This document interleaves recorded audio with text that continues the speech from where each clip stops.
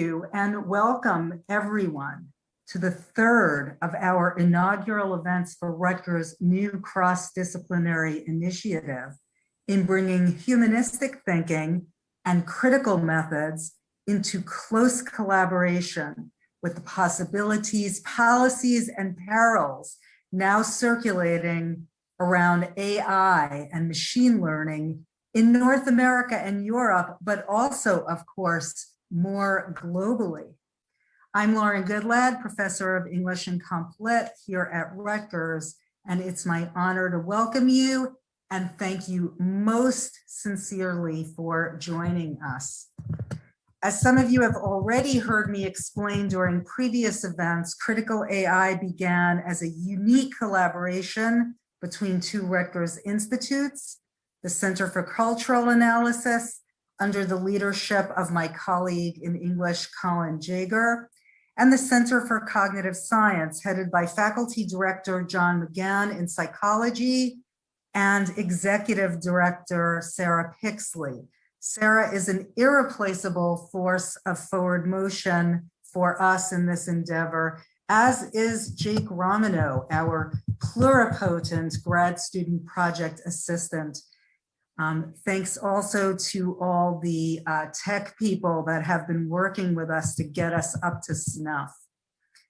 From the start, our vision for Critical AI has been to create real interdisciplinary dialogue around research, teaching, and public awareness in the crucial terrain of these complex and rapidly developing technologies. And our multidisciplinary advisory board has been so important in enabling those kinds of conversations. I'm grateful especially to computer science chair Matthew Stone and philosophy professor Alex Guerrero, not only for their role in helping to plan these events and develop the initiative more generally, but also, of course, for their participation in today's keynote interview. The task of introducing our guest of honor, Sabelo Malambi, who joins us from the Carr Center and Berkman Klein Center at Harvard, will go to the official introducer and moderator for today. But before I introduce her, I must take this opportunity to personally thank Malambi for honoring us with his participation in launching this initiative with us through this series. We were bowled over with delight when he accepted our invitation, and we are anticipating a wonderful conversation and what we hope is the start of continued relationship. Welcome, Sabelo Malambi, to our Rutgers virtual space, and welcome all of you. Before I turn over to Mukti, I will just call your attention to a few protocols. Please note the one and only chat box message to you, which explains that we will be inviting question and answer through the Q&A button. You won't see your question after you type it in until after it's read, but please be patient. We do want your questions. Chat and hand raise functions will otherwise be disabled. It's finally my special pleasure to welcome Mukti Laki Mangaram, my colleague in English, our moderator for today. She is an associate professor who holds an MPhil in criticism and culture from the University of Cambridge and earned her doctoral degree in English from Cornell. Her book, Literatures of Liberation, Non-European Universalisms and Democratic Progress with Ohio State, explores pre-colonial ideas of freedom and equality in India and South Africa as they are translated into anti-colonial struggles. She has also written about Ubuntu in this context and published widely on literature and human rights in Indian and international journals, too numerous to name. Thank you, Mukti. I'm turning over to your able hands now. Thank you, Lauren, for inviting me to be part of this. I am so happy to be here, and I'm just going to launch straight into introducing Sabelo and Matt and Alex. So Sabelo Mlambi is a computer scientist, researcher, and fellow at Harvard's Berkman Klein Center for Internet and Society, and a technology and human rights fellow at the Carr Center for Human Rights Policy. He focuses on the ethical implications of technology in the developing world, particularly in sub-Saharan Africa, along with the creation of tools to make artificial intelligence more accessible and inclusive to underrepresented communities. His research centers on examining the risks and opportunities of AI in the developing world and in the use of indigenous ethical models as a framework for creating a more humane and equitable internet. His current technical projects include the creation of natural language processing models for African languages, alternative design of web platforms for decentralizing data, and an open source library for offline networks. He's interested in tools and policies that can improve the intelligence of machines and its benefits to the most disenfranchised communities, while securing and maintaining the rights and sovereignty of marginalized communities. He will be in conversation with Matthew Stone and Alex Guerrero. Matthew Stone is professor and department chair of computer science at Rutgers. He also has an appointment in the Center for Cognitive Science. He holds a PhD from the University of Pennsylvania in computer and information science, where he was supported and hosted by the Institute for Research in Cognitive Science. He also has an undergraduate degree in cognitive and linguistic sciences from Brown. Matthew works toward computer systems that talk, that mean what they say to you and understand what you say to them. Some of his recent work looks at computer models of communicative gesture, automatic natural language descriptions of the visible world, and analyzing strategies for recognizing and resolving misunderstanding in interaction from both computational and philosophical points of view. He's currently involved in projects at Rutgers on the foundations of data science, on robotics and society, and on building a more inclusive culture in the computing field. Alex Guerrero is Associate Professor of Philosophy at Rutgers. He is Henry Rutgers Term Chair, and his research is primarily in political philosophy, moral philosophy, legal philosophy, and social epistemology. He is the author of the forthcoming book, Lotocracy, A New Kind of Democracy, which I must say sounds absolutely fascinating, as well as the co-editor of the forthcoming Norton Introduction to Ethics. He created and oversees an ongoing MOOC through the Coursera platform called Revolutionary Ideas, an introduction to legal and political philosophy, which has been taken by more than 150,000 students. He regularly teaches moral, legal, and political philosophy, including African, Latin American, and Native American focuses. He is the editor-in-chief of Philosophy Compass and serves on the advisory board of Oxford Studies in Political Philosophy. He's a graduate of Harvard College and completed his PhD in philosophy from NYU and his JD from New York University School of Law. While a law student, he served as editor-in-chief of the New York University Law Review. All of this must give you a sense that this is going to be a fascinating conversation indeed. So without further ado, I'm going to turn it over to our speakers.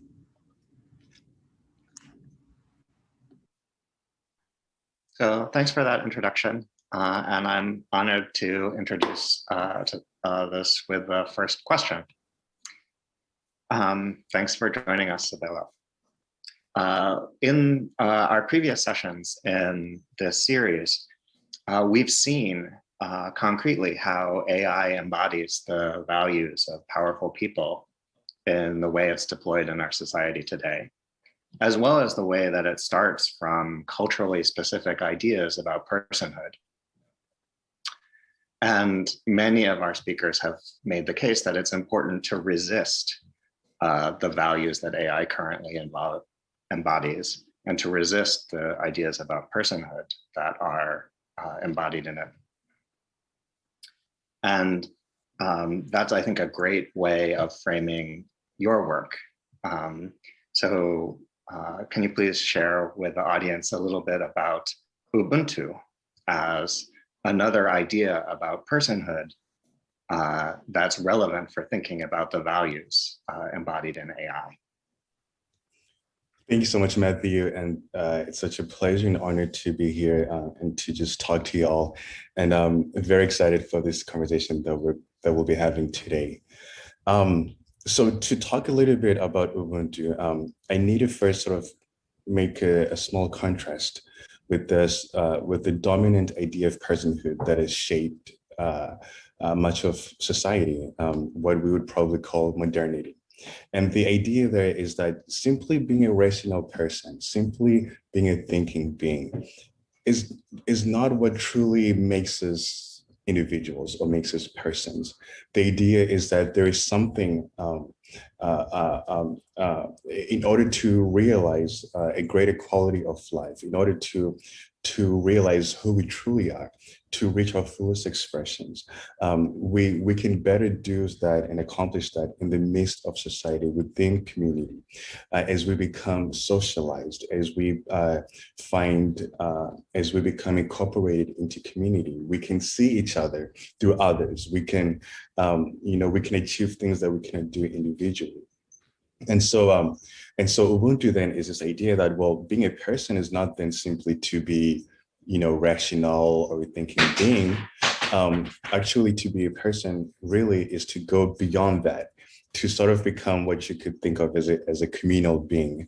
And this in a communal being, in essence, means that, yes, you do have a thinking mind. Yes, you can, employ rationality, at times. However, that's not enough really to truly be a fully functioning human being. You have to have parts, you have to go beyond that and become a communal person or even a relational person, meaning that, you try to build healthy relationships with others in society, with the environment, with other individuals. And by enriching the humanity of others, in that very process, you end up enriching your own humanity. And so there's this function now where, how you treat others essentially reflects on your own humanity. So if you oppress others, for example, or if you reduce the humanity of others, the very fact of doing so then reduces your own humanity. And however, when you sort of enrich the humanity of others, it also enriches your own humanity. And so my work really is sort of trying to shift the idea of personhood to something that is more relational, and to suggest that if we then build, a society or an economy or even technology around this idea of these relationships that have to be enriched, how then could that look like? Would we have different effects? Would there be less extreme poverty? Would we have technology that is not designed mostly for profit or to optimize some process, but would that technology actually have positive impacts within society?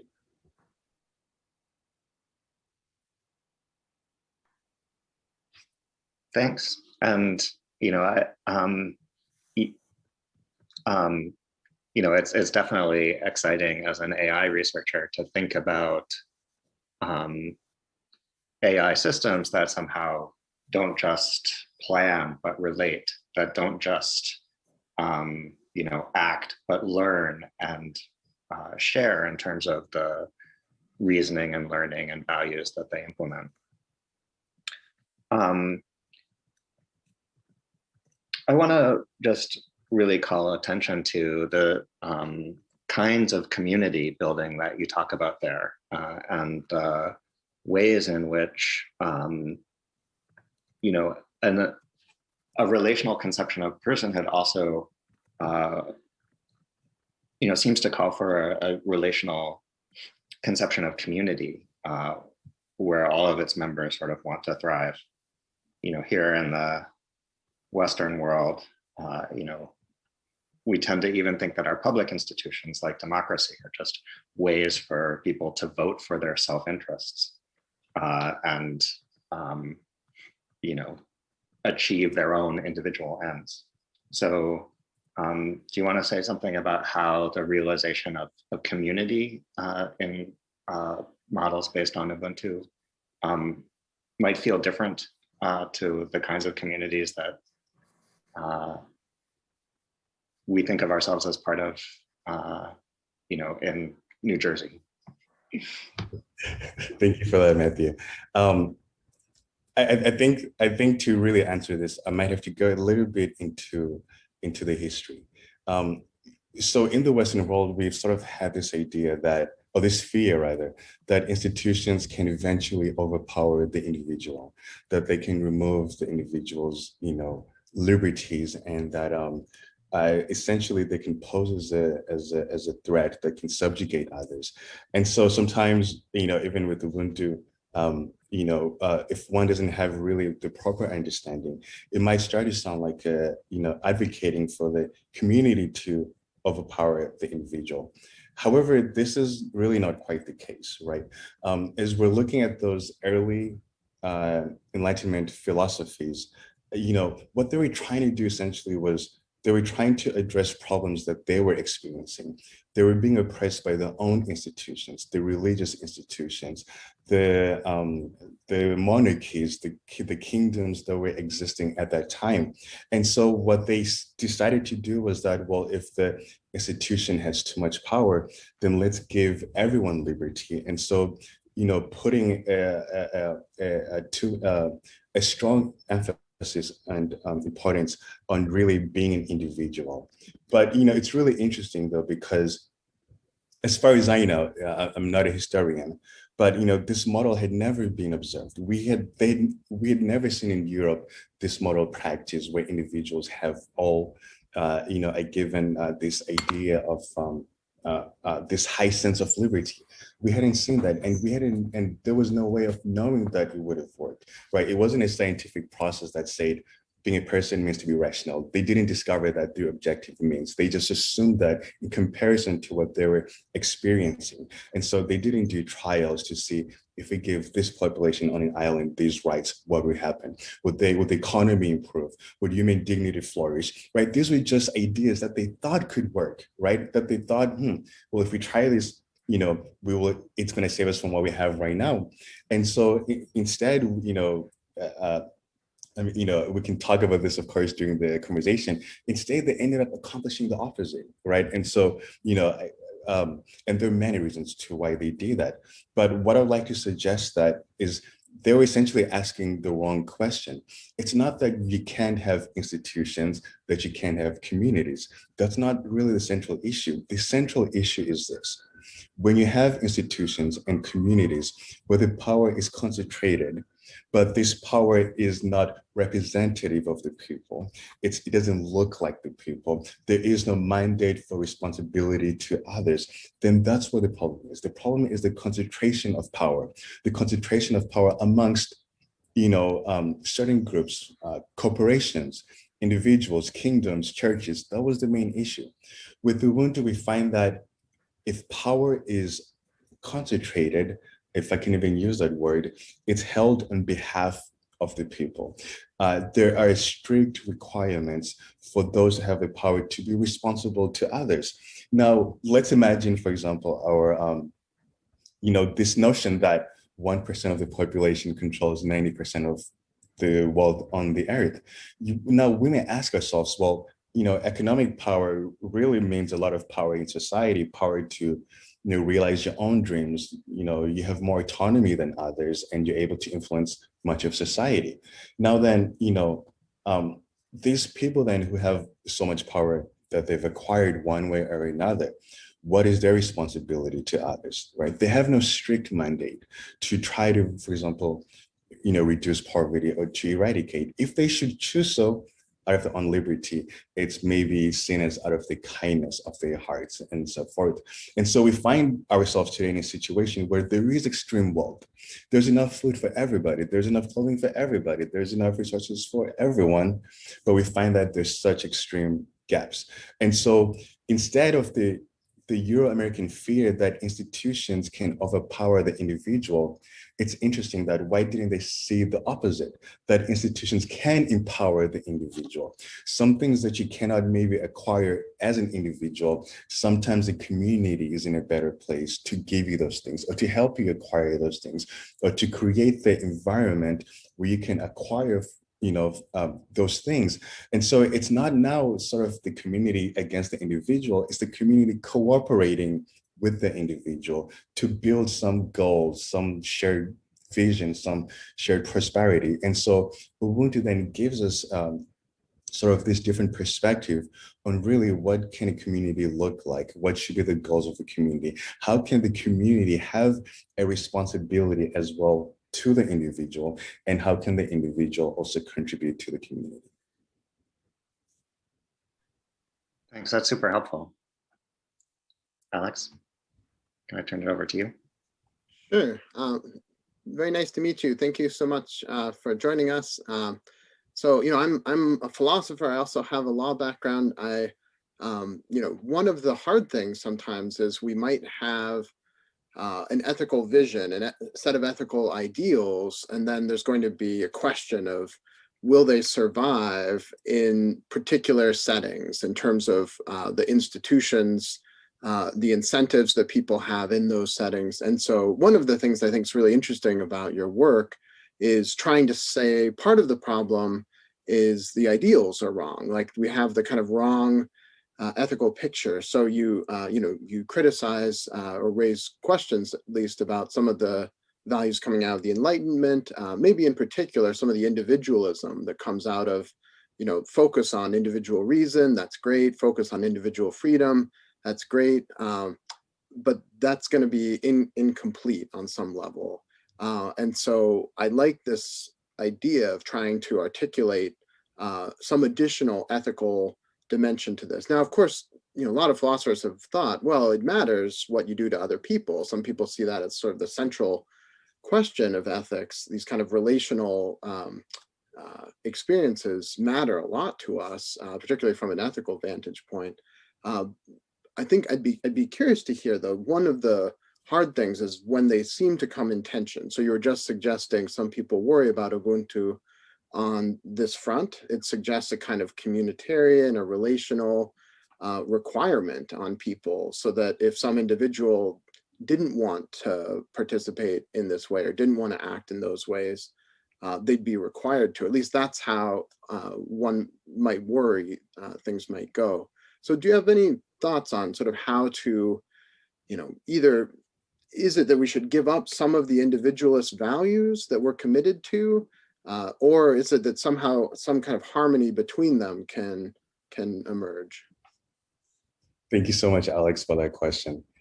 The idea certainly isn't to throw away individuals. Is to rather find this harmony where individuals can be a part of society, where they can be supported to realize their own dreams. Something quite interesting is that besides the Magna Carta, the earliest human rights frameworks that we find in the world are from West Africa. We find the idea of self-determination. We find the idea of property rights, things that we value as, sort of individualistic in some sense. And so, and then fast forward to the 1990s, where South Africa creates one of the strongest human rights constitutions in the world. And a core foundation of that human right, or a constitution rather, is this Ubuntu philosophy. And so it then allows them to have like a very strong human rights constitution. And so I think in an interview in 2011, the late great Justice RBG, she was asked about, Egypt, should they make a new constitution? How should they model it? And I believe she said something to the effect that if they had to choose a constitution, they should probably look at South Africa's constitution, as it was the most recent and had such strong provisions for human rights. And so then therefore, there is a role for the individual, and the individual does have value. And therefore, it's why the community should empower the individual. It's why the community cannot forsake the individual. The individual is sort of central to the community. The only issue that arises is when the individual at times can sort of overpower the overpower the community, overpower the masses, or where certain individuals get together, and then they, through their influence and their power, they're able to affect the lives of millions of people. And we see that today, despite our laws that we have today on individual rights, we still see how power is still concentrated and how certain people are still able to overcome, are still able to overpower the will of others.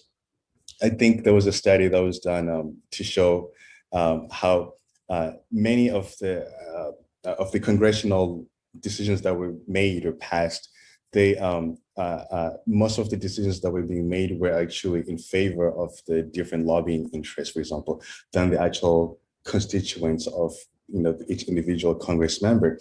And so then one then wonders, despite even all these laws that we have today, despite the central idea on individual liberty and freedom, why does it still create inequality? Why does it still create such massive gaps between people?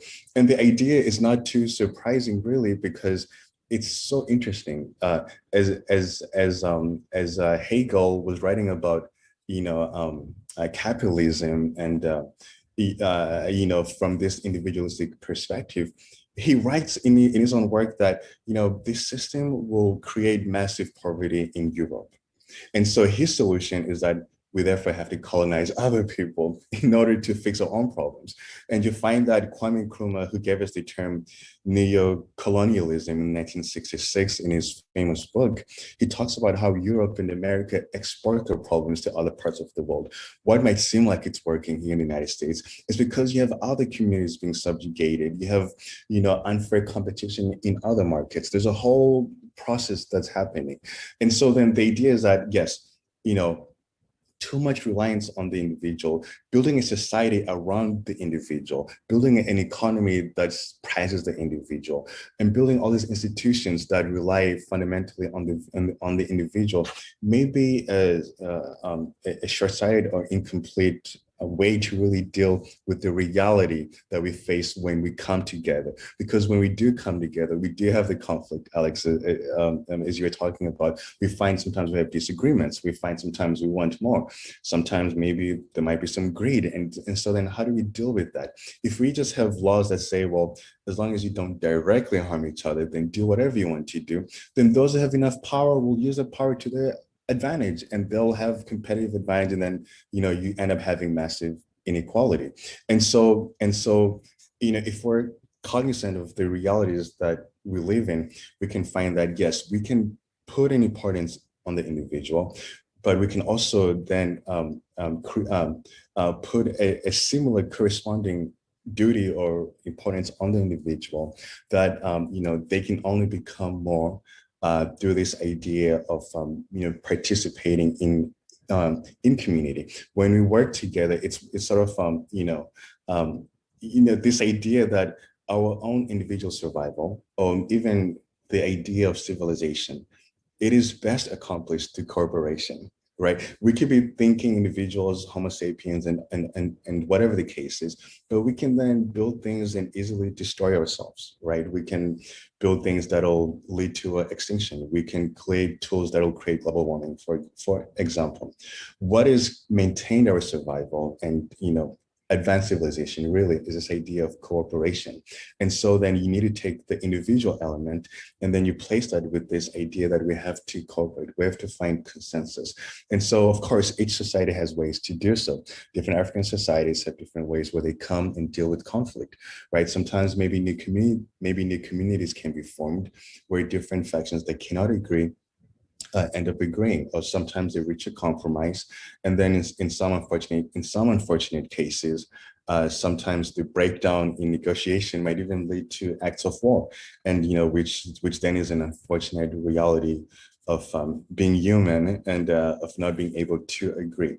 But the idea is that if both parties or all parties involved, if they're committed to this idea of being in community, the idea of giving and taking, the idea of being able to compromise, to limit one's liberty to a certain extent in order to accomplish what can work for everyone, then that should be prioritized. Human welfare should be prioritized. Human well-being should always be the number one priority.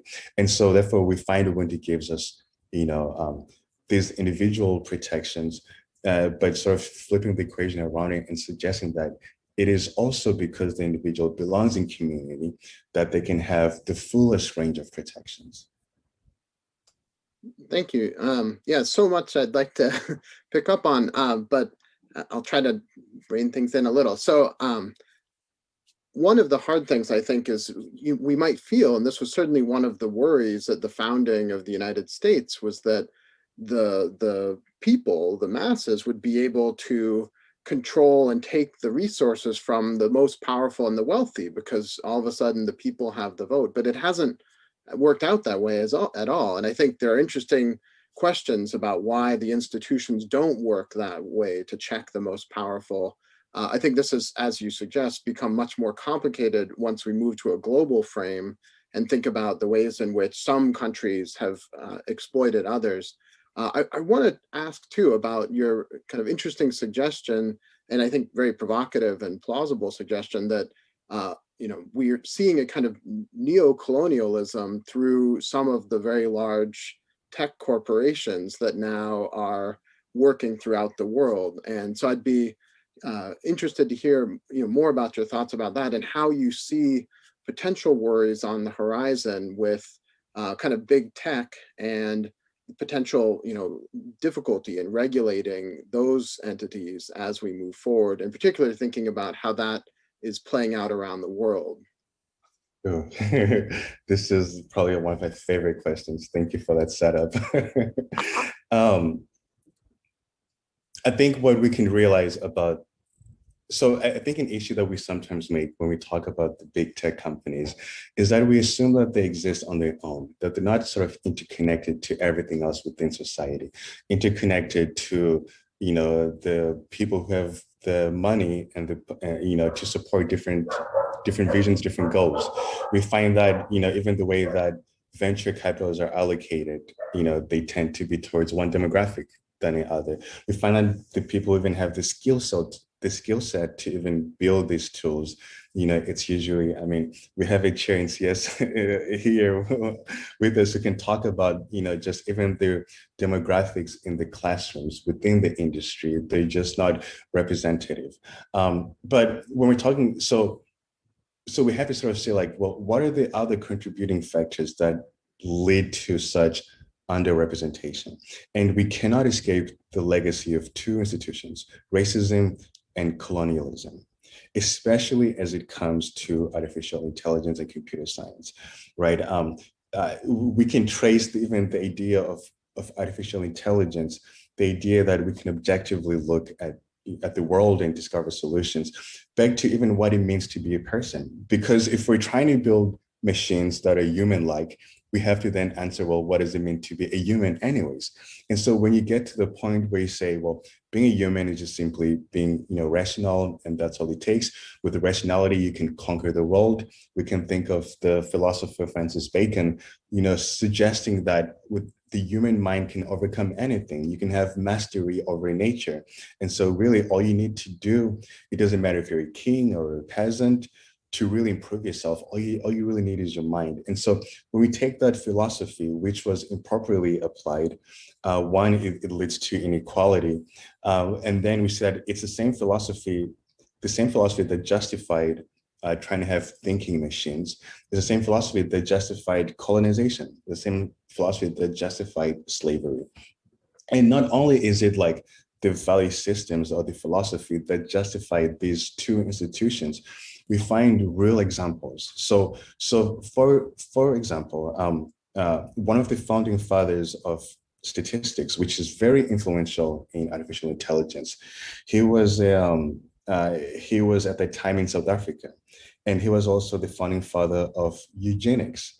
And so he developed this system, in particular, the rules of regression, correlations, the things we use today in artificial intelligence. He developed this to try to study the South African society, the Black indigenous population, how to better control them, how to make wide generalizations. He pioneered the idea of taking data and applying it to mass group of people. So him and his colleague, who was at the time in England, sort of pioneering these tools that were first and foremost designed to control Black people, to control African indigenous people.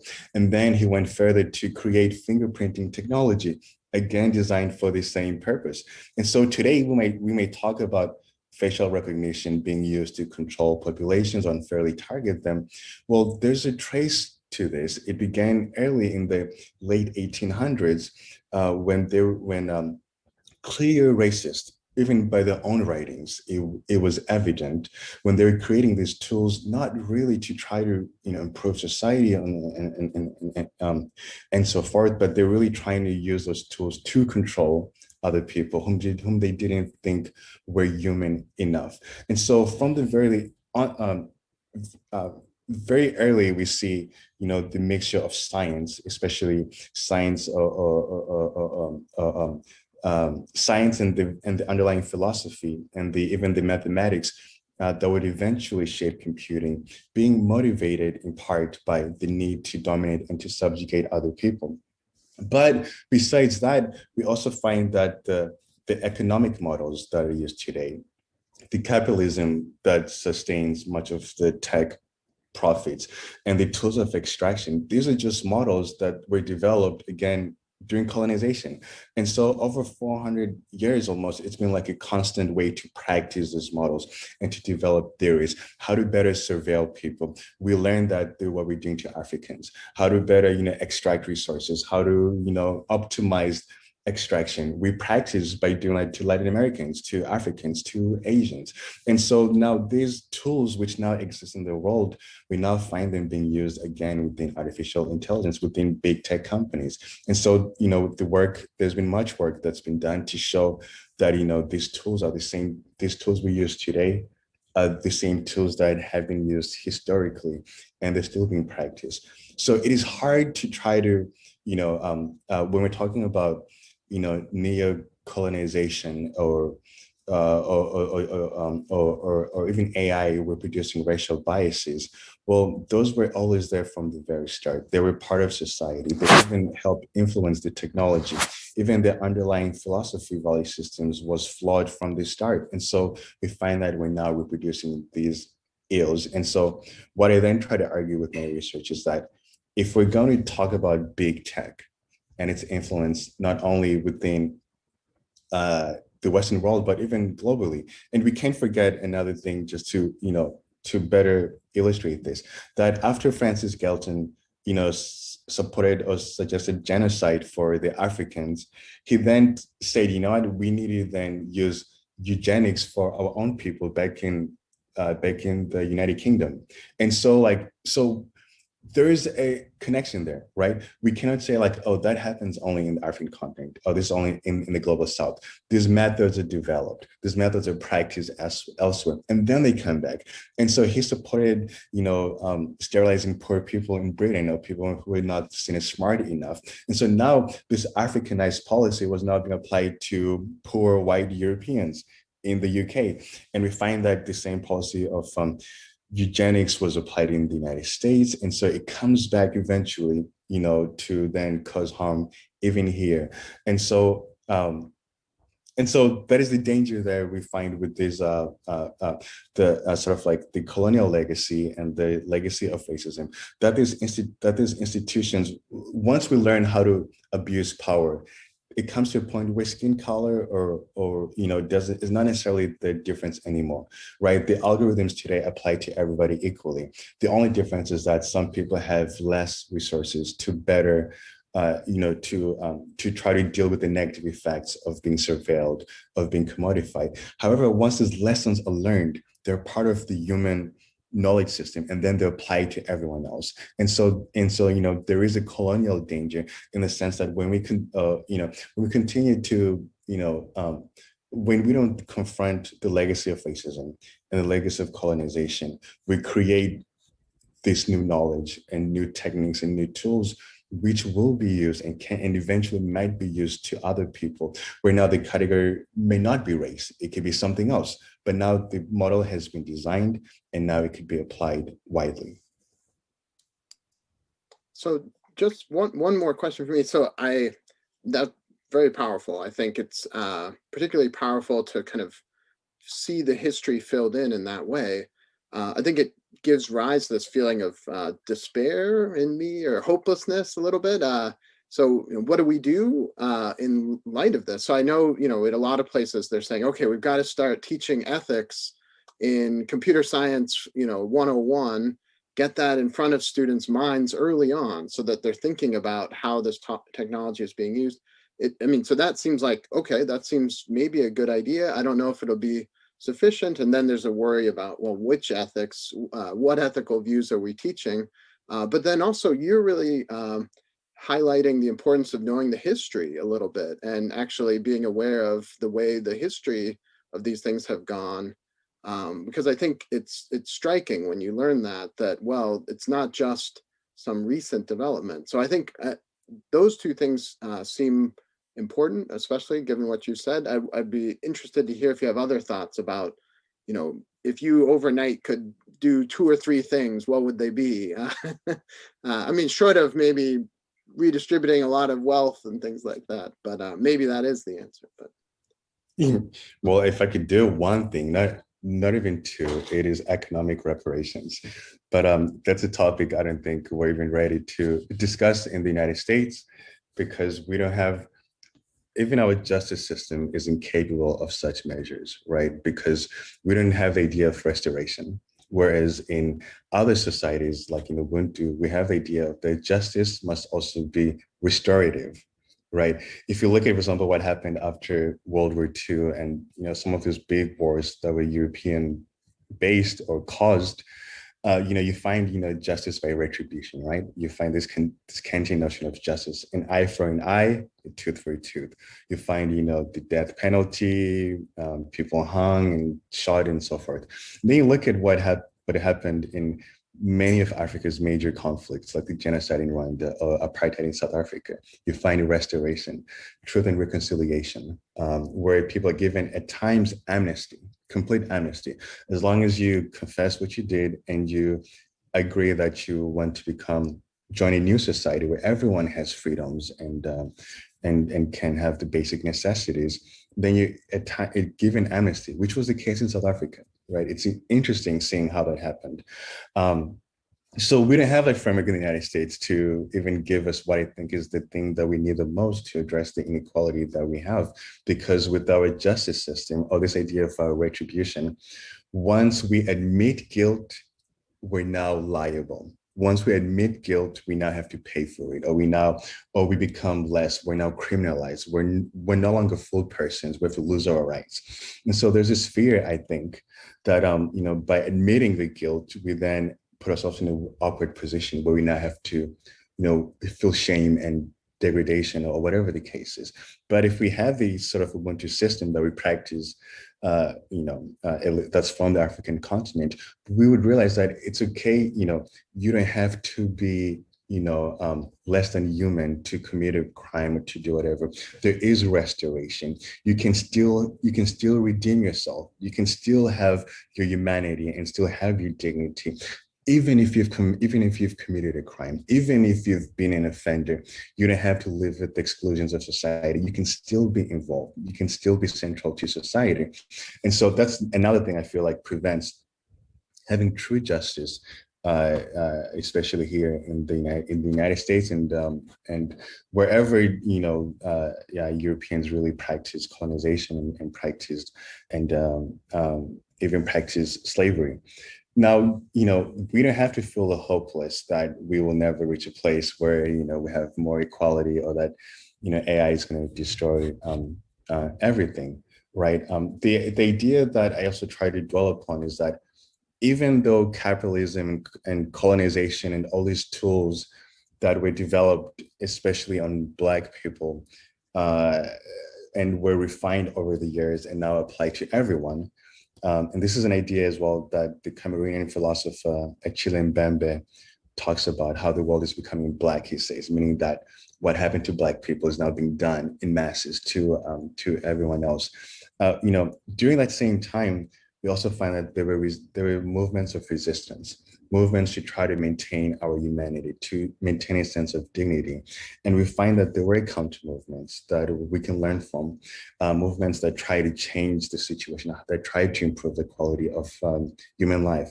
So we can then also learn from those histories, build upon them, see what worked and see what didn't work, and learn from that and use, centuries of trial and error from our ancestors, from the indigenous people, from people in the global South, and from the civil rights movement in the United States, the Black Power movement, the different movements that we've seen.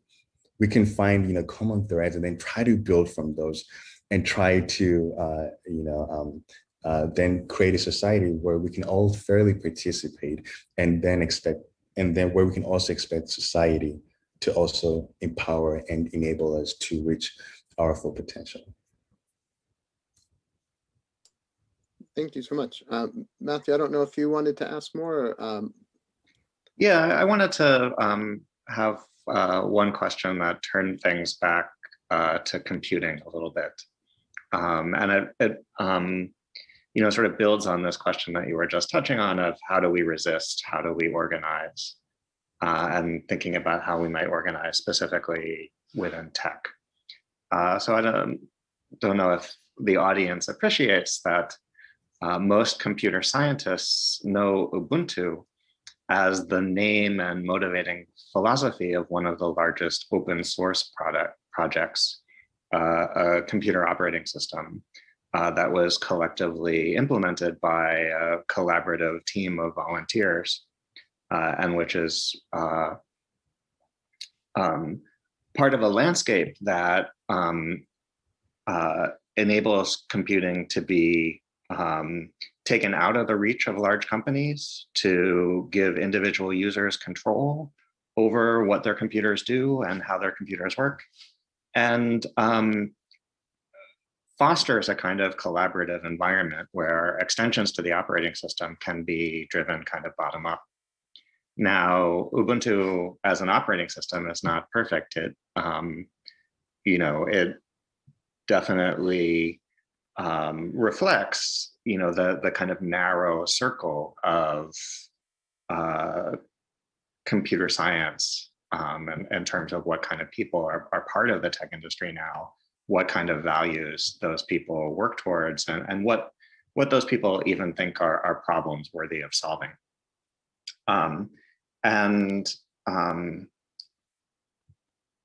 But at the same time, it's an indication that in some sense, we don't have to wait to dismantle the institutions that we have to build our own institutions.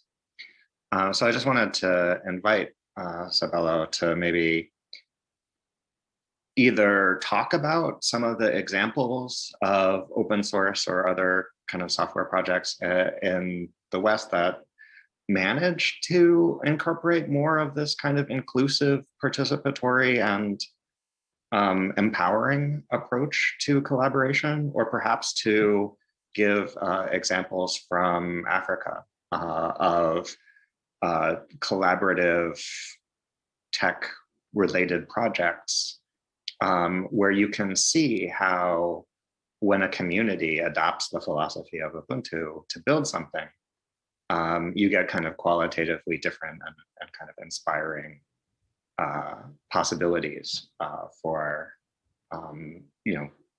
positive technology. Thank you so much, Matthew. Definitely the Ubuntu operating system was named after the Ubuntu philosophy intentionally. It was to try to suggest that what we can do together through individual participation towards a shared goal can allow us to do more than we could individually build, right? There are not too many people that I know, if any, can build an entire operating system by themselves. It takes a community. And so because of that, there is greater see, advancement, like I was saying earlier, it's a sort of byproduct then of individual participation within the context of community. And so I would say, in one sense, then that is sort of a celebration of what Ubuntu tries to aim for. Now, of course, whenever you're in community, there must be compromise, there must be consensus, and it does take a long time. It's not a fast process, it's not an easy process. People have to reach a conclusion or reach some type of agreement. And sometimes, you don't get everything that you want. But the idea again with Ubuntu is that it's not a one-time process, one thing just applied and then boom, it's done. It's a constant process. What we find even with the etymology of Ubuntu, see the prefix ubu suggests being or becoming. And so you're always becoming more of a person. You're always learning how to become more into community, more integrated. You're always developing yourself and becoming more. And so, but the way you do that is through community. So to better represent others and to better uplift their humanity, you have to then bring those people into the table within community because they can best articulate what they need. And so you have to then continuously engage with them.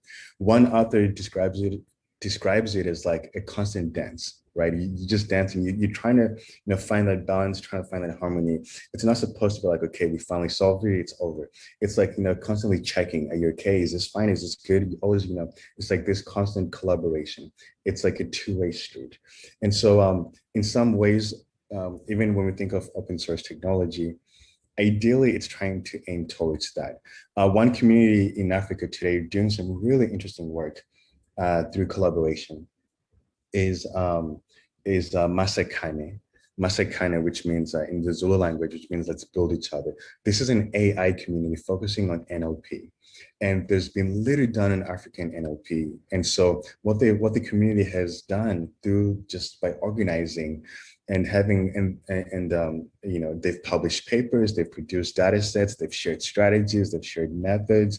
And we're finding now that the landscape is actually growing, it's actually advancing simply because people are sharing just freely and organizing all for a common purpose. So we find that the system is being used in technology, and just lastly to add with that, we find that it's not just within the tech world, even economically.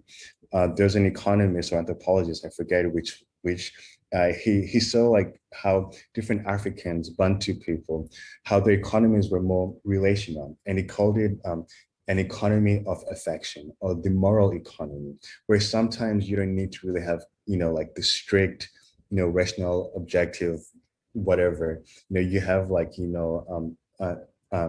leniency, where you have like loans where you can say, hey, pay me back tomorrow instead of today, where you have like this flexibility. And what he discovered was that when you have where, for example, the community gets together, they have like sharing schemes, they buy things together, they give money to one family per week, and then the money goes through a circle. There's different lending schemes. They found that people were eventually able to get out of poverty, buy houses, buy cars, send their kids to school. All to say that, when we find these ways of working together, whether it's in the economy or even within technology, like the Ubuntu open source, operating system, or even what Masakane is doing with natural language processing, we find that the end result ends up being good for everyone, and everyone benefits. Thank you. That's pretty much exactly the time we were allotted, and I think an inspiring place to open it up to questions from the floor. Yes, I think it's time for Q&A. So I think we can start with our first question that came from Mashika Allgood. Given that AI is built almost solely on NLP models that strip language of all context, is it even possible to create AI that will understand the beliefs and contexts endemic to human existence? Would non-statistical methods of NLP move us closer to natural language understanding, allowing us to embed some level of context into our AI systems? And I actually want to take that question with B. Bogart's most recent question, because both of these questions are related to the AI as it relates to context. So B. Bogart's question is, how can we extend the relational understanding of individuals to break down the dominance of objective data seen as independent objects and self-evidently true without considering context? Yeah, thank you so much for those questions. I was reading the chat here. I think Bogart also asked this idea that is being rational a colonial thing? Do we throw away objectivity suddenly? And of course, that's not the answer. The answer is that what is the social role that objectivity plays? What is the social role of suggesting that we can universally approach the world without the context of others, right? We cannot fully understand the world or each other or make the best decisions purely on our own, purely by saying, thinking that we know all of these rationalistic objective laws, therefore we can apply them universally.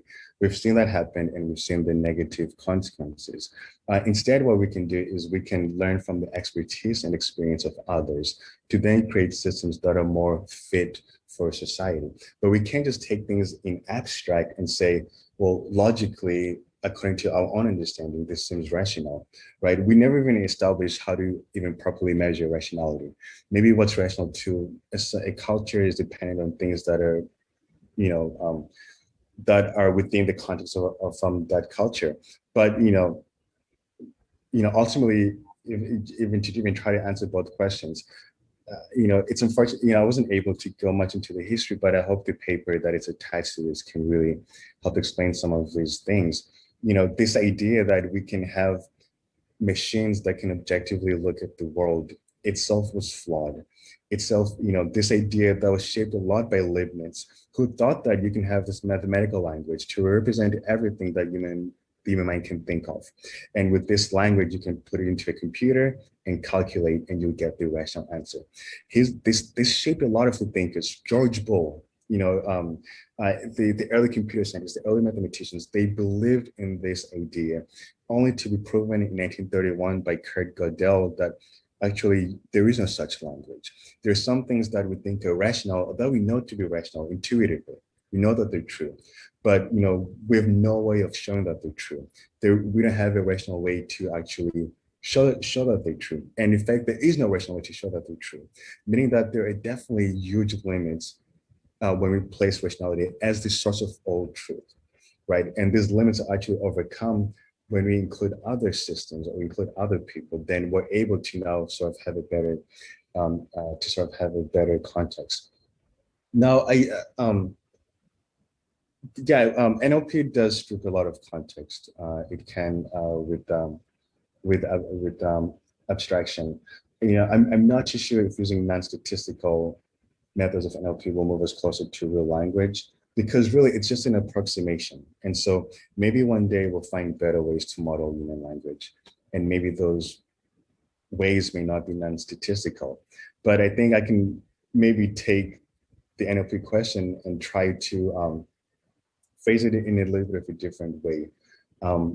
Sometimes what we do forget, at least in the colonial, if we're looking at the colonial legacy of technology, or the legacy of colonization onto technology, especially within the African context, we find that even the languages themselves have already suffered to being colonized. We find that the Roman alphabet, for example, is insufficient to properly represent most of the Bantu languages. It doesn't account for tone, doesn't account for accents. In fact, sometimes you can spell the same word, right, the same spelling, and it would have vastly different meanings. And this happens so often. And so if we're now doing NLP for African languages using colonial systems that were not designed for people to better communicate or share ideas or acquire knowledge, but were designed mostly to Christianize them, because it's easier to ship Bibles than to ship missionaries. So teach them how to read and then they'll do the rest. And so we find that that whole system itself, and when we now try to build NLP on top of that, we find that we don't have really good results, at least in African languages, simply because we didn't address those underlying values. Oh, I'm sorry, another just like 10 seconds. I was attending a conference recently at UCLA on African languages and philosophy, and they suggested that one of the linguists suggested that some of the major discoveries in linguistics in the past 20, 30 years were due to the study of African languages. And so this, to answer the question that was given earlier, this sort of indicates to me that, you know, there might be more things we can learn about representing languages, or even for computers, if we begin to study other languages and how they're structured, how they capture ideas, how they represent ideas. We might learn from those, and maybe those might be statistical methods used to learn that, or maybe it might be something totally different. It's hard to say, but we may learn other ways to better model languages if we go beyond our typical typical languages that we focus on. Thank you, Sabelo. I know Matthew works on language. Would you like to weigh in, Matthew, or should we jump to the next question? Well, I just would say that the statistical approaches to language, as Meredith Whittaker kind of hinted, are very much interrelated with the kinds of data that you can get in industrial technology, and also the kinds of problems that industrial technology wants to solve, you know, to recommend ads to you, or, you know, let you know what's for sale on a page in a foreign language. It's certainly possible to study language not as text or as a sort of meaningless string of signals, but as markers of the way people have interacted with each other. And that there is lots of work in AI on theory of mind and collaboration and you know, sort of understanding and relating to people with all of their affect, with all of their individuality, with their culture and so forth. And to see, you know, it's sort of one direction would be to see language technology as part of that social infrastructure, and not just as data. Okay, thank you, Matt. So I know that B. Bogart has a question that, Sabelo, you indicate that you would like to answer. Is objectivity inherently colonial? And that's a really interesting question to me as well, because as I was listening to you talk about artificial recognition technologies and how they date back to a lot of colonial era methodologies for controlling native populations, I was thinking the same thing. If a technology has its roots in a racist time, and if it was used for racist ends, does that make it inherently racist, right? So is objectivity also inherently colonial? Can we take these technologies and put them towards better ends? Similarly, is objectivity something that can be put in relationship with an ideological system like Ubuntu for better ends? Thank you so much, Shamukti, for that question. It doesn't necessarily mean that statistic itself is a is a racist tool, or that artificial intelligence itself is a racist tool, because tools don't, people work with tools to accomplish certain needs, and so the origin means, yes, were designed for racism, but they were designed by a society. Now the issues are that the society hasn't changed from then till now. We still find that racism still exists. And so then therefore the tools get co-opted by those who have the power to even use those tools, to even build those tools, to then direct those tools. And then, the tools mirror the demands and desires of those who actually have the power to, who have power within society. So it's not to say that, it's inherently racist in that case. However, the tools themselves can be flawed, right? in the sense that they're not actually good measures or good approximations. For example, we find that even in AI, it's just really, we're just correlating. We're not really finding the underlying ground truth, right? So these are not necessarily good measures per se, and sometimes it's measured are widely applied onto large populations. And it's what matters really now is sort of who has the interpretive power, right, to decipher what this tool means. If you apply an algorithm on a group of people and you get a certain result, who decides if that result is good or wrong, or even what should be done based on that result? What social policy should be done based on that result? What economic policy should be done based on interpreting those results? That's where really the problem is. It's around the use of the tool, and even if it's a tool, even in its design, is it good enough? Is it are we giving it? Are we appropriately? Are we using it for the right purpose, right? And is it fit for that purpose, right? And if it's not fit for that purpose, then we have to find other tools. Just to quickly, just to add, and we find this pattern throughout history. It used to be philosophy, it used to be scientific racism, it used to be an oracle in the past that would tell you the future, what is the truth. And then it used to be religion that was the sort of the ground source of truth of how we should be and live in society. But in each instance, all of these boxes were just used to justify how should power and resources be distributed within society. Artificial intelligence today plays the same role. We use it to justify our decisions, to justify our own inequalities, to say who should get a loan, who should go to jail, who should get bail. We use it as a thing to point to say, oh, look, the system said, right? In the past, it was, well, the church said, God said, the Bible said, this philosophy says this, or the oracle says this. And now we can just say the same thing. Oh, well, AI is saying that, these people, or whatever the case is. So we're using that to justify our own interpretations of those who are actually in power. So I think that's the danger, not necessarily that the tool itself is racist, but it's how it's used within society. Thank you, Sabelo. Let's go to Katina Michael's question, who writes, thank you for raising important issues. We need more discussions on these themes. Can you make a comment about the impact of digital services on young people and how we can empower young people through participatory action research? Yes, thank you, Katina, for that question.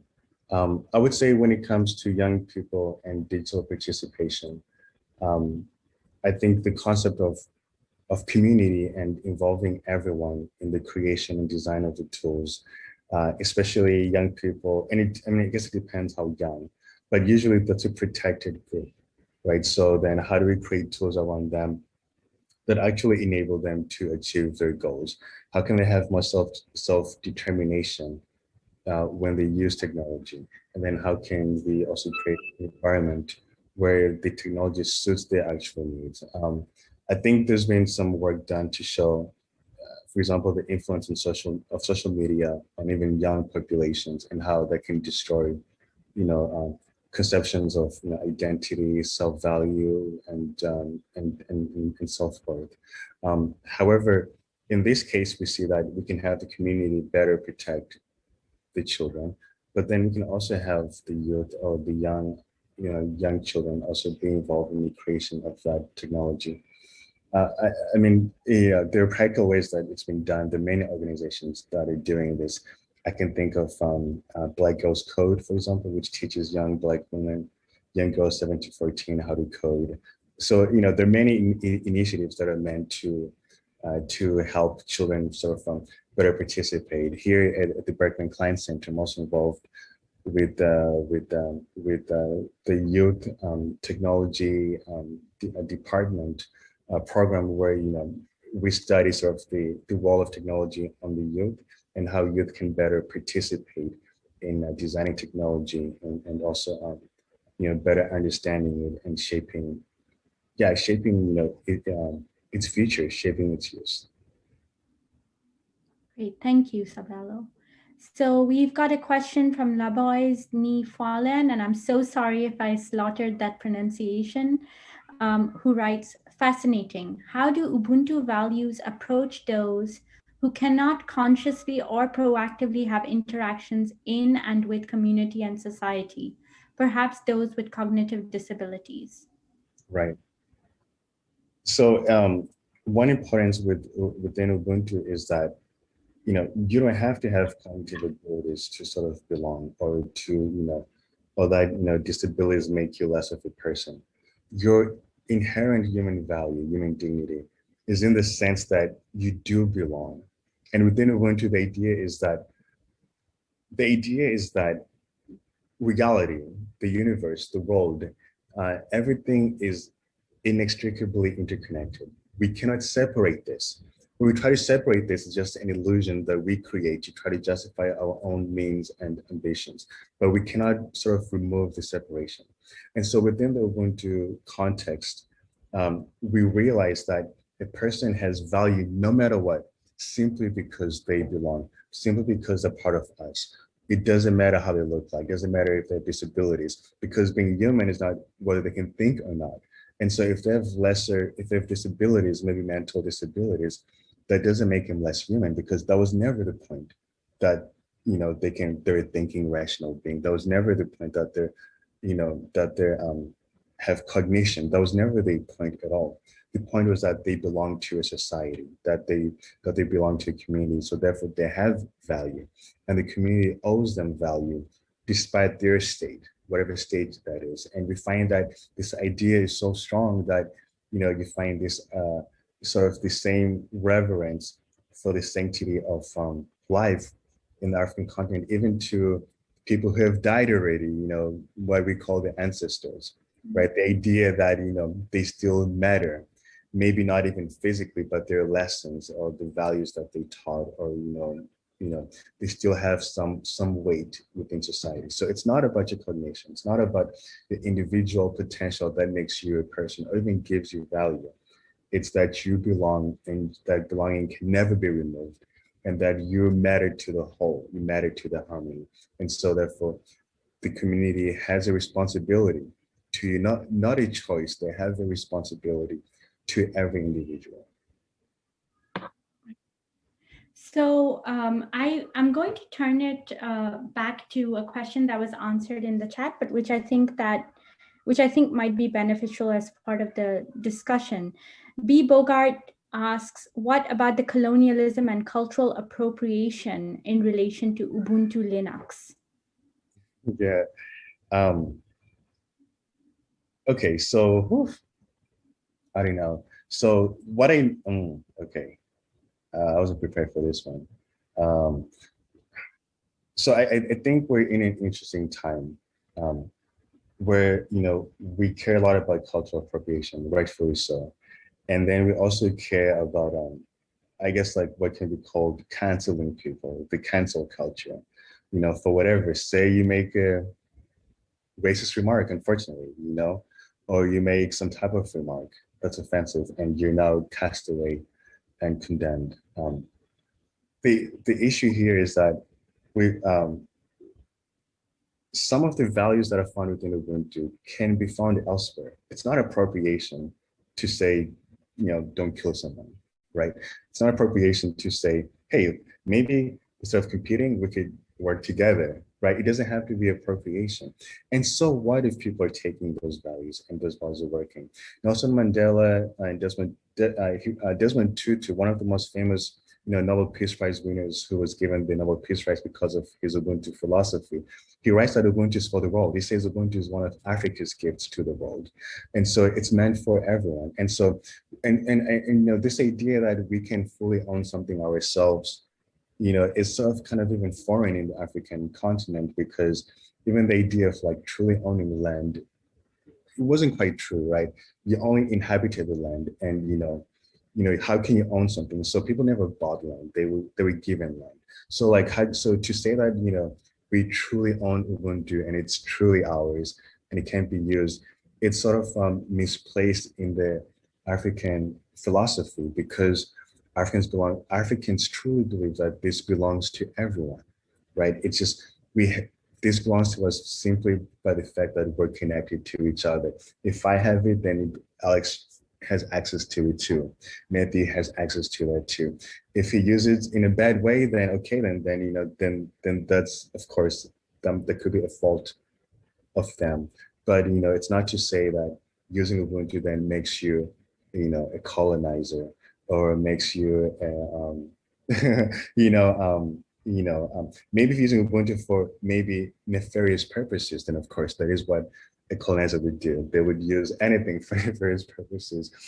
But it's not to say that now Ubuntu is like, you have to, be from specifically South Africa, specifically from the Xhosa or Zulu people to then practice Ubuntu. No, I wouldn't say like that. I think we should share more of these ideas. We should find how they fit in. We should find the similarities, and we should make them available to everyone. Thank you, Sabelo. That actually reminds me of an earlier point in the discussion where Alex asked you about whether it's fair to stress the use of Ubuntu because it almost suggests a kind of relational requirement, or would you agree that it is a kind of stressing of a relational requirement? And I was wondering if it would help to instead, or whether you would agree that it would help to instead see Ubuntu not as a relational requirement so much as a description of how humans already are. In other words, it's an ontological claim about the fact that humans are always already relational. And the abuses of power that exist, the monopolizing of power through capitalism, is a kind of perversion of this ontological reality of the way that humans best flourish in relation to one another, right? So when somebody is deciding that they are not going to participate in a Ubuntu kind of relationality, they are actually ignoring or overlooking the ways that their personhood is already enmeshed within a relation of networks, which would mean that one way of answering this question about appropriation might be that how can you appropriate something that's already basic to human flourishing all over the world, right? In other words, Ubuntu makes a kind of universal claim about human beings in the same way that Enlightenment ideologies did, but it does that through relationality. And if we take that seriously, then we also should take seriously that when we are enacting Ubuntu anywhere in the world, from any culture, we are actually enacting something that is basic to what would enable us to flourish as human beings. Mukti, I didn't even know if I can even describe it better than you just have described. It's almost like you've written about Ubuntu before. Almost. No, that's a central idea by, I think, South Africa's most prominent philosopher, at least on the Ubuntu topic, Mogobe Ramose. He talks about this in his book in 2001, African Philosophy Through Ubuntu is the title. And he talks about just precisely that idea. This is an ontological view, right? This is the ontology of African people. Like, we are already connected, right? And so the only logical thing, the only rational thing is to then maintain this harmony, right? When we move away from that, that's when chaos comes in. That's when extreme poverty comes in. That's when all of the other injustices today that we're complaining about, that's when they begin to come in. But when we honor this reality that we're in, right? When we live, when we embrace that and we fulfill its requirements, then we can achieve a more harmonious society. It doesn't mean like there's like it's like a utopia for of course, but it means that a lot of the things that we should not worry about, we wouldn't have to deal with those things anymore. And so yes, that is the proper interpretation of what Ubuntu is that we already live in such a world. We're only detracting from it by seeing ourselves as individuals when we're actually this interconnected network. And so then that's a flaw. And individualism tries to strip away our full humanity, which is that we are so connected to everything else. It tries to strip that away in essence. And so therefore then Ubuntu would belong to other people, as you're saying. It would belong to everyone. It's not an appropriation. It's actually more of the learning of or discovering what already is and what already belongs to everyone. Thank you. I know Lauren has a question.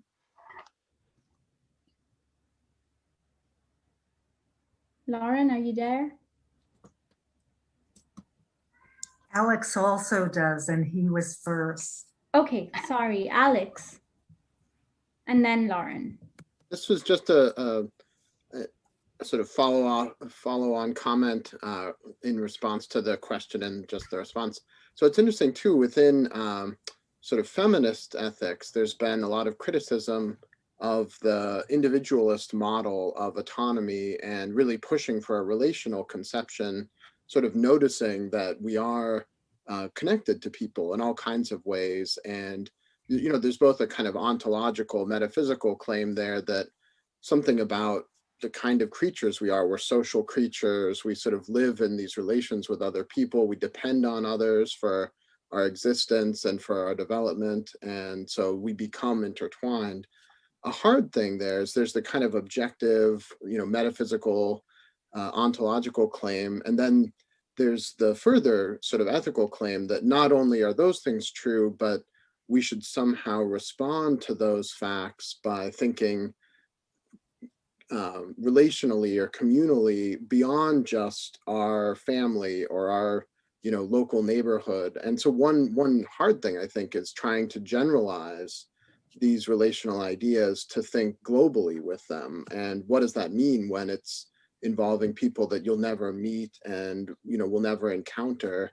And I think that's been a real challenge in a lot of kind of ethical theory. Sort of on one front, it makes perfect sense, but then getting people to live that way, often I think people do resist it. They think first and foremost of their family, their community, maybe their country even, but then to really see us as interconnected in, you know, the full humanity, full globally, I think that is yet a further complication. Yeah.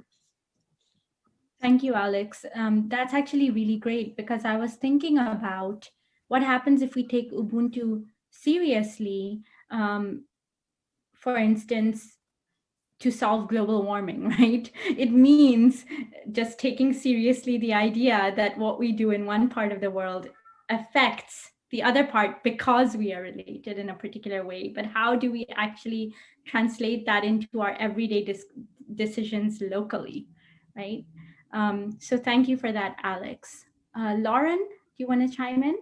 Yes. Oh, thank you so much for this conversation. This will piggyback on a few questions, really reiterates by trying to tie a few threads together. You know, like all of you, I'm struck by the tremendous gap between the critical methods and perspectives that we're bringing together in this conversation, and ontological claims about human sociality that are legitimate, and the conditions under which we all live and labor. And I think, you know, a perfect example of this is the recent situation with Timnit Gebru at Google, where you have someone as part of a team of researchers explicitly hired by Google to work on ethics and to attack racism, basically coming out with a paper that takes that mission seriously and says, yes, the data sets are full of racist language. Yes, large language models are concentrating power in the hands of the biggest companies that have access to the compute power and the data. Yes, the data itself is suspect for all kinds of reasons, and it's environmentally unsound to boot. And the answer appears to be, oh, we don't like that paper, you're fired. And I just would really love to know what Sibello and perhaps the other panelists think that this quite recent situation teaches us about how we can learn to collaborate when we have these opportunities to build networks across academia and industry, across localities, across national boundaries. Sabelo, I know you wanted to respond to Alex's last comment as well. So why don't you start with that and then take Lauren's question? It's okay. It's okay. I will proceed with Lauren's question. That's okay. Thank you. Well, yeah. The whole Google thing is it's quite interesting. Number one, what ethical values were they even following in the first place, and what responsibility do they have to people? With all the power that they have, how do they direct? What responsibility do they have to people? So when they now fire people whose jobs is to have responsibility to people, by definition, then there's a problem there, right? And so, again, I mean, it's while definitely, we can the big tech companies are culprits, also the environment that enables them. We enable these companies, we shop from them. We want same-day delivery. We want one stuff delivered yesterday. As soon as I think of clicking buy, I want it on my desk right now. We love the conveniences, and then we have the legal laws, Section 230, I believe, that indemnifies, that freezes tech companies from having real responsibility. And three, because we think having real responsibility is communism or socialism, we don't expect companies to do so. And for our human rights frameworks don't really have make companies be responsible. They mostly apply to states and to nations. And so we're not even, and five, we don't question why a company should be a billion-dollar company. Why should a company have more means than a small nation in some other country? We didn't question any of this. We celebrate this as like the hallmarks of individualism, of being smart. Rugged computer scientist who builds a company, rugged software engineer does this. Look at the power of the market. You could do anything, you could become a billionaire. In fact, so the companies are wrong, but then like the environment itself is just poisonous. And so I think what then happens to, Timid, who's definitely a leader in the community and someone who's opened the way for even people like myself to, be doing this research, who's done so much for the community, her and other Black women actually, who have had the greatest, pushback from tech companies. It's just probably another indicator that, really ethics only makes sense if it can be commercialized, right? We live in this market everything philosophy. Can it be commodified? Can we make a market out of it? Can we make a profit from it?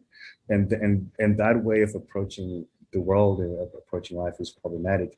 We're just seeing the consequences of that when it comes to firing prominent researchers within the ethics community, because there was really no real commitment to ethics. There's really no commitment, and there is no value system that they practice that would force them or require them or encourage them to actually, give power to or to take the community's well-being more in mind. Our major value systems that are expressed in practice, they suggest the very opposite. And so it was bound to happen if you think about it, unless the founders had a personal conversion, they had a spiritual enlightenment, or they had something hit them, like, oh my gosh, we should work together. But a part of that, and maybe they do have those feelings internally, but then they have the shareholders that or they have this, and then they know how to, I don't know, I just think it's really complicated. But it's just an unfortunate system of the goals that big tech has.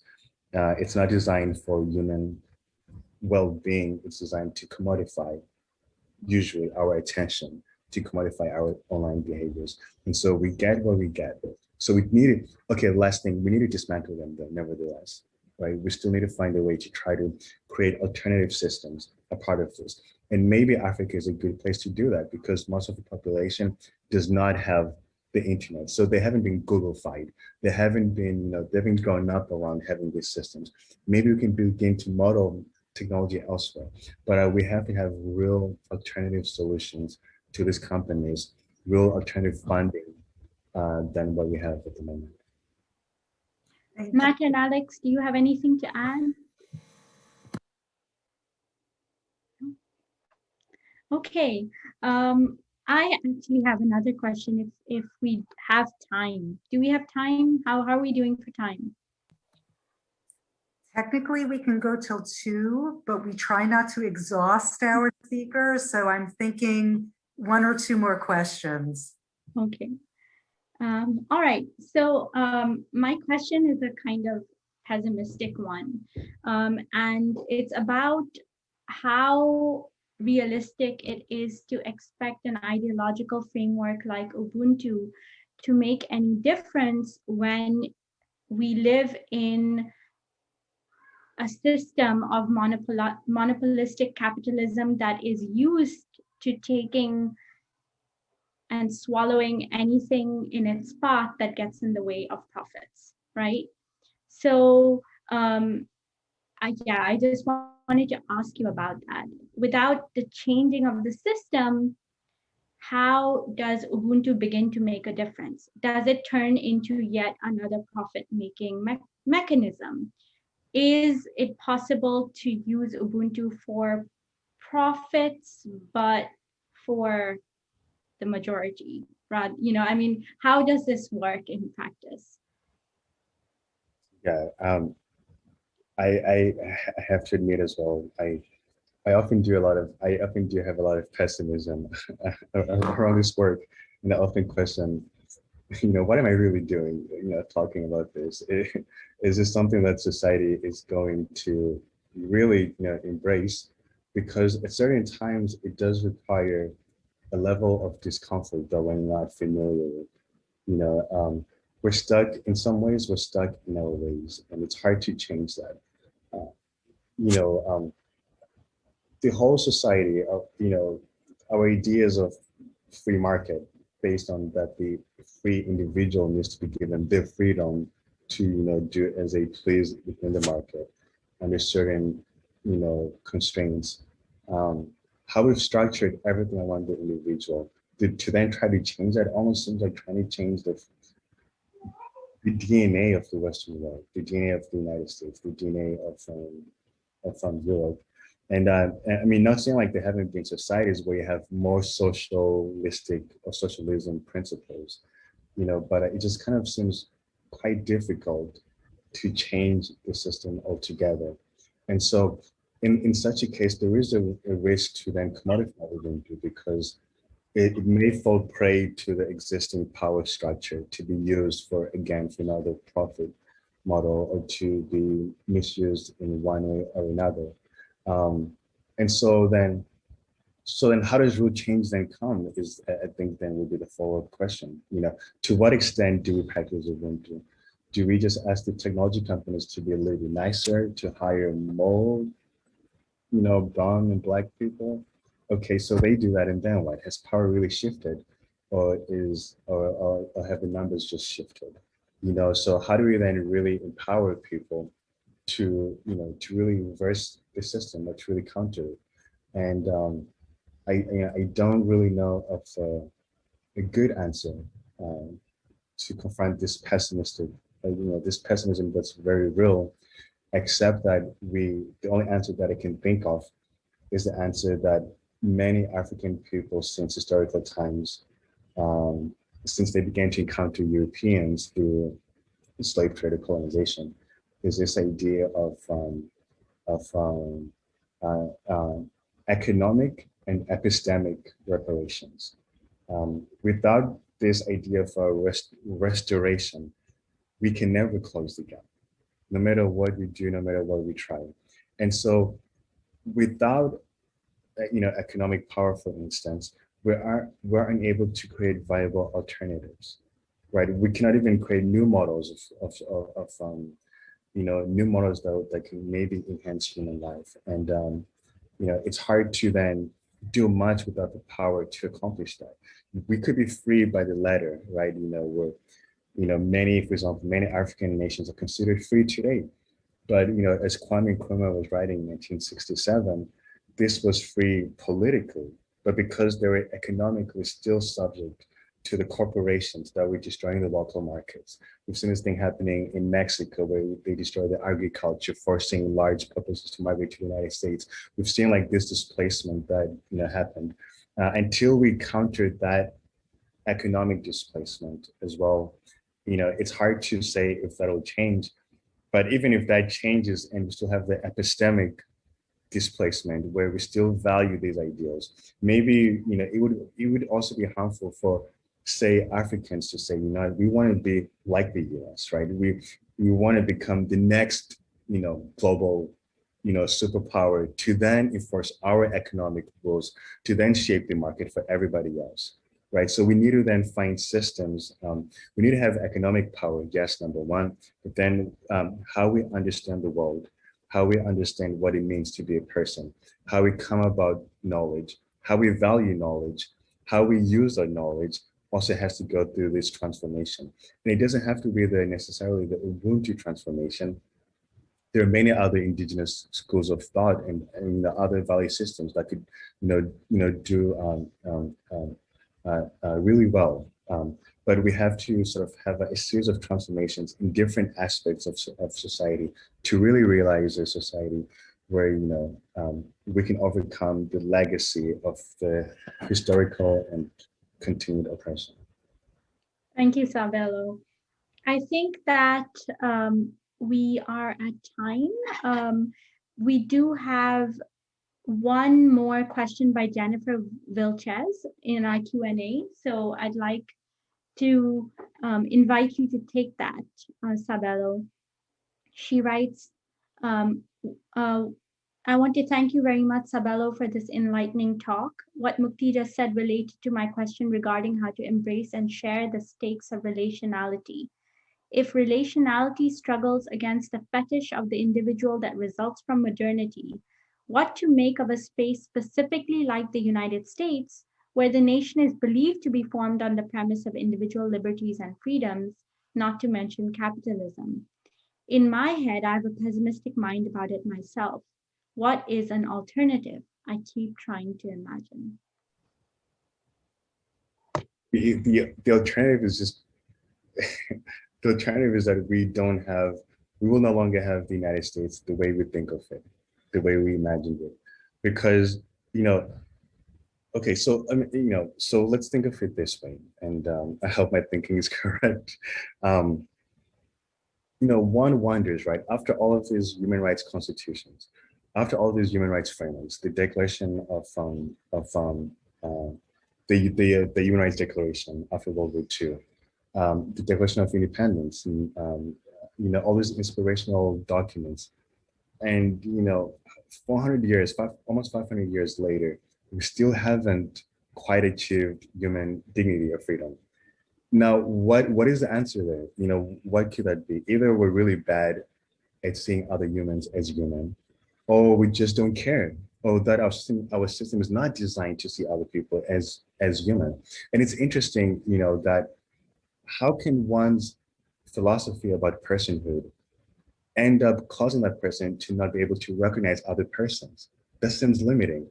If your philosophy about personhood is truly justified, it should allow you to see humans truly as they are. It should allow you to uplift those humans.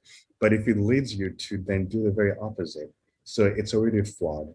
And that's the idea that I think was present even at the founding of the United States. The idea that liberty must prevail above everything else, even if it means having inequality. And inequality was already planned and budgeted for. It was seen as that it's better for some people to be poor as long as other people will have the potential to accomplish whatever their talents and gifts can allow them to be.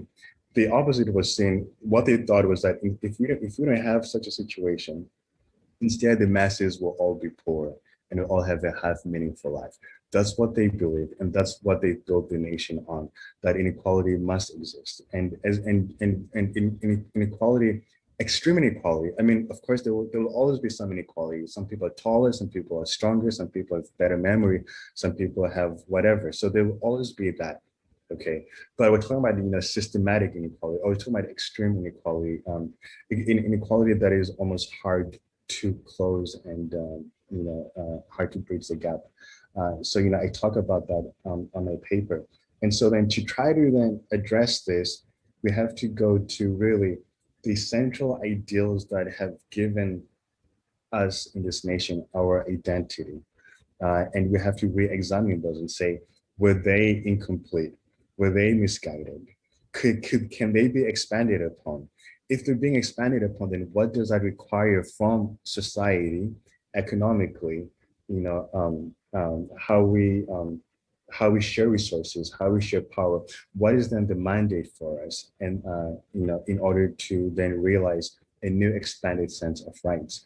And so and these rights can be sort of seen as like the third wave of human rights, which we find in the African Charter on Human and People's Rights, the only legally binding document in the world where they support these rights of solidarity, the community rights.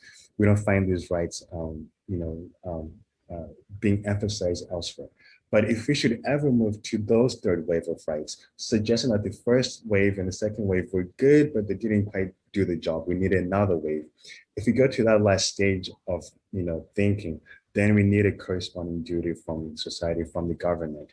And again, I think in that sense, it will require decolonizing our knowledge systems, decolonizing our markets, decolonizing society, which would then also include, economic reparations, for example, as I was saying earlier, and epistemic, reparations, reconciliation.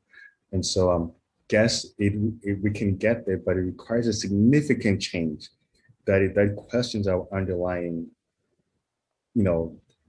DNA as a society, or sorry, our I don't want to use the word DNA because our questions our underlying character and our underlying identity. We can expand upon that, and we can extend that to better include others.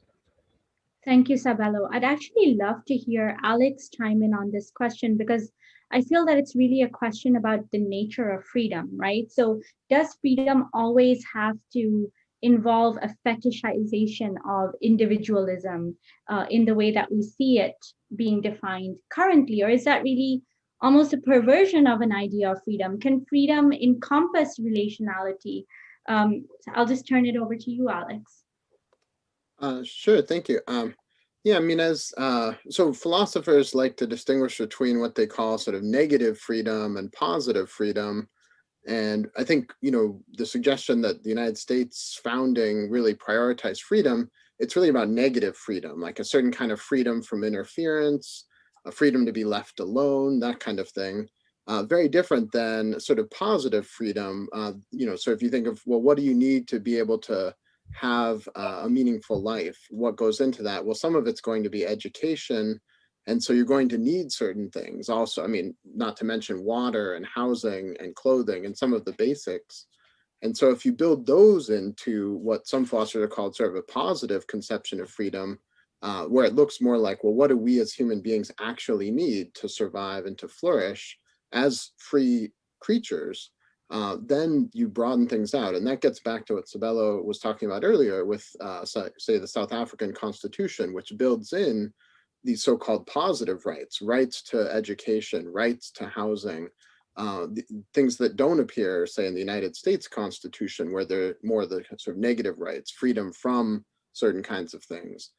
So I think that's an important distinction, even if you care about freedom, it's very important to think about, well, what do we really require?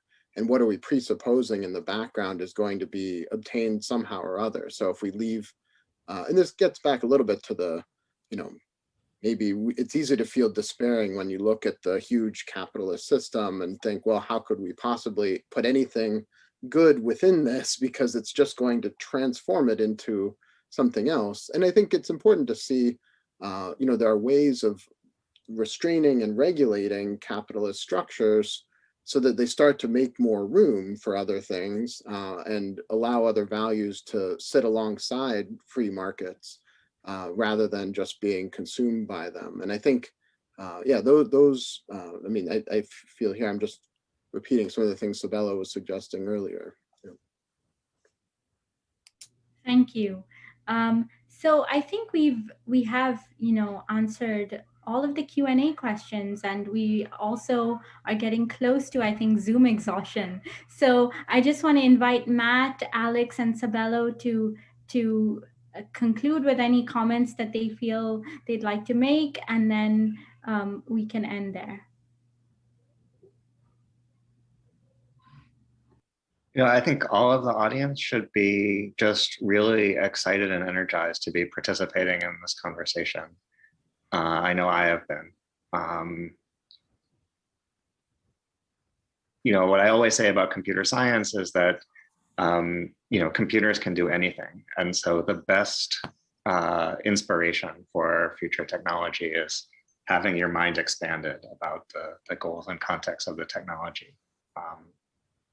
And I'm looking forward to that. Thank you so much, amazing panelists and Mukti. Thank you so much, Sabello, for joining us. And thank you, audience. Your questions have been inspiring, and we look forward to more.